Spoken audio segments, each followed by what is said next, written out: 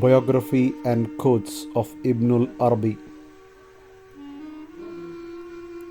It is he who is revealed in every face, sought in every sign, gazed upon by every eye, worshipped in every object of worship, and pursued in the unseen and the visible. Not a single one of his creatures can fail to find him in its primordial and original nature, said by Ibn Arabi. Welcome to my channel Arshan, this is Wasim. So today you will know about Ibn Arabi and the quotes of Ibn Arabi. Ibn Arabi, also called Al-Sheikh Al-Akbar, born on July 28, 1165, Murcia, Valencia, southeastern Spain, died November 16, 1240, Damascus. Celebrated Muslim mystic philosopher who gave the mystical dimension of Islamic thought its first full-fledged philosophic expression. His major works are the monumental Al-Futuhat Al-Makkiyah, the Meccan Revelations, and Fusus al-Hikam 1229, the Bezels of Wisdom. Ibn al-Arabi was born in the southeast of Spain, a man of pure Arab blood, whose ancestry went back to the prominent Arabian tribe of Tai. It was in Sevilla, a city in Spain, then an outstanding center of Islamic culture and learning, that he received his early education. He stayed there for 30 years, studying traditional Islamic sciences. He studied with a number of mystic masters who found in him a young man of marked spiritual inclination and unusually keen intelligence. During those years, he traveled a great deal and visited various cities of Spain and North Africa in search of masters of the Sufi mystical path who had achieved great spiritual progress and thus renown. It was during one of these trips that Ibn al-Arabi had a dramatic encounter with a great Aristotelian philosopher Ibn Rushd, and also called as Averroes. It's a Latin name given, and the date of birth of Rushd is 1126 and died in 1198 in the city of Cordoba. Averroes, Rushd philosopher Ibn Rushd, a close friend of the boy's father, had asked that the interview be arranged because he had heard of the extraordinary nature of the young, still beardless lad. After the early exchange of only a few words, it is said the mystical depth of the boy so overwhelmed the old philosopher that he became pale and dumbfounded, began trembling. In the light of the subsequent course of Islamic philosophy, the event is seen as symbolic. Even more symbolic is the sequel of the episode, which has it that when Averroes died, his remains were returned to Cordoba. The coffin that contained his remains was loaded on one side of a beast of burden, while the books written by him were placed on the other side in order to counterbalance it.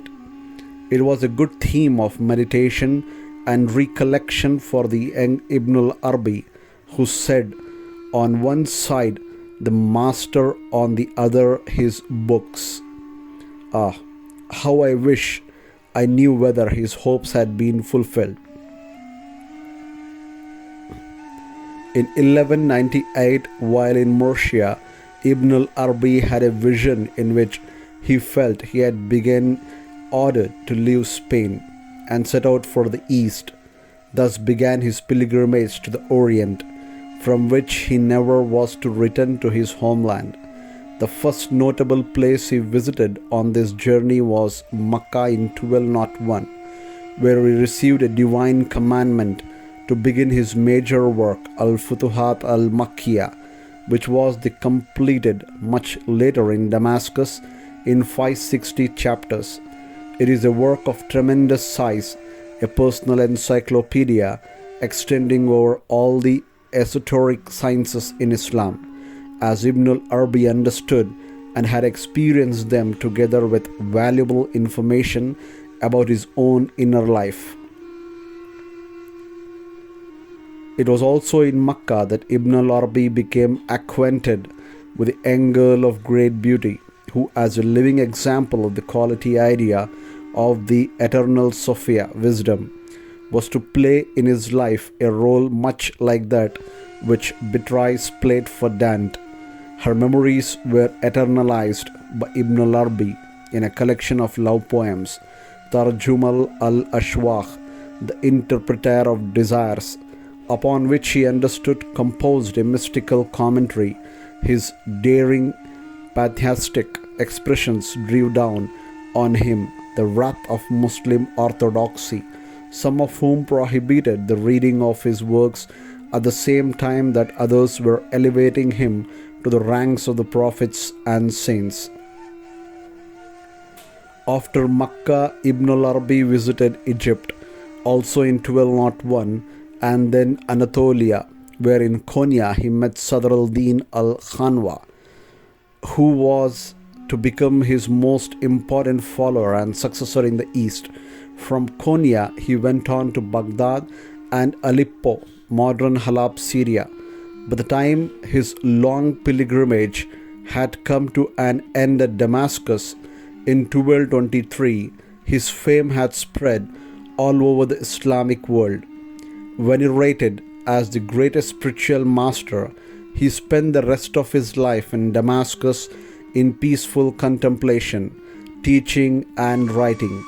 It was during his Damascus days that one of the most important works in mystical philosophy in Islam, Fusus al-Hikam, was composed in 1229, about 10 years before his death. Consisting only of 27 chapters, the book is incomparably smaller than Al-Futuhat al-Makkiyah, but its importance as an expression of Ibn al-Arabi's mystical thought in its most mature form cannot be overemphasized. The quotes of Ibn Arabi: "All that is left to us but tradition is mere words. It is up to us to find out why they mean. I am not one in existence but myself. Things of the invisible world attract me more than those of actual life. God will bring you assistance and the people will help sooner or later. The desire of this world are like sea water. The more you drink of them, the more you thirst. Purify my soul from doubt. My heart has become capable of every form. The manifold universe exists and yet it does not exist. Such knowledge can only be had by actual experience, nor can the reason of man define it, or arrive at any consonance of it by deduction, just as one cannot, without experience, know the taste of honey, the bitterness of patience, the bliss of union, love, passion, or desire." Ibn Arabi. All that passes away from the aspects of manifest comes under the aspects of the hidden. The essence is one, nothing has passed away. Choose less over more in it. Be satisfied with what you have, even if it is less than what others have. In fact, prefer to have less. When the secret of one particle of the atoms is clear, the secret of all created things, both outward and inward, is clear, and you do not see in this world or the next anything except God. Seek the company of the wise who know, agree with what they say, for one understands only that with which one agrees. Be sincere in what you say. A single tongue should not speak two different words. No deceit or fraud should enter into your thoughts. Do not belittle anyone or anything, for everyone and everything in its inner being wishes for the same thing. Wherever you turn, there is the face of Allah. Attach yourself to me. No one is more inward than I.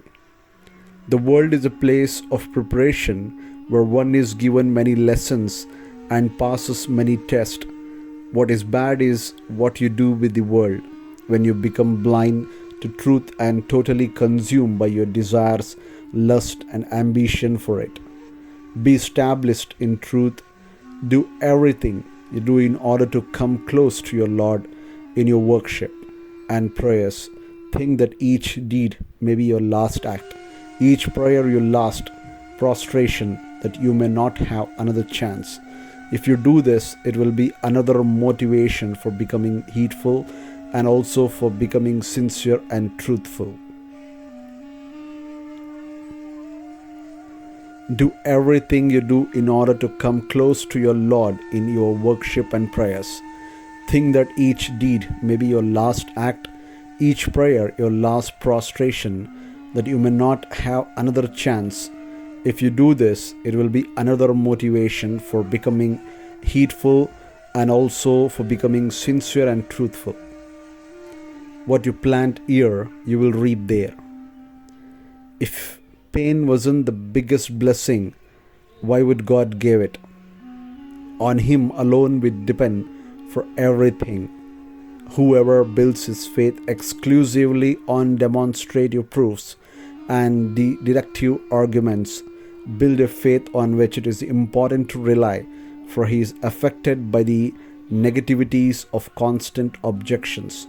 Certainty, al-yaqeen, does not derive from the evidences of the mind but pours out from the depths of the heart.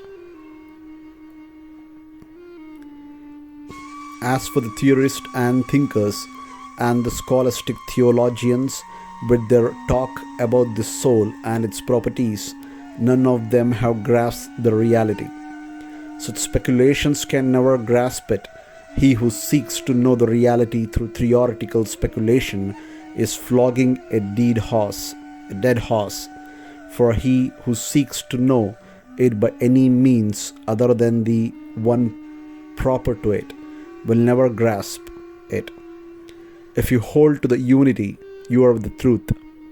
Every bird flies with their own kind, eagles with eagles, crows with crows.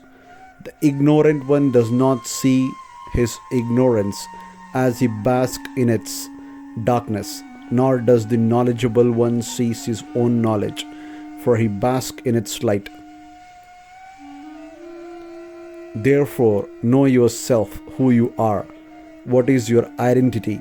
If men knew themselves, they would know God, and if they really knew God, they would be satisfied with Him and would think of Him alone.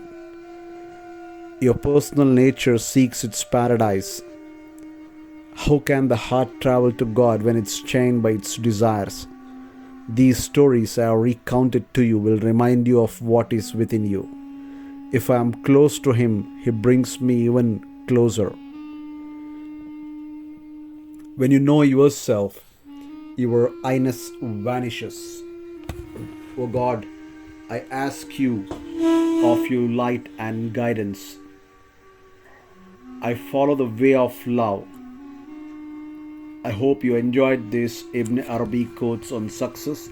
Do let us know which one was your favorite in the comment section, and kindly subscribe to my channel for more videos. Thank you.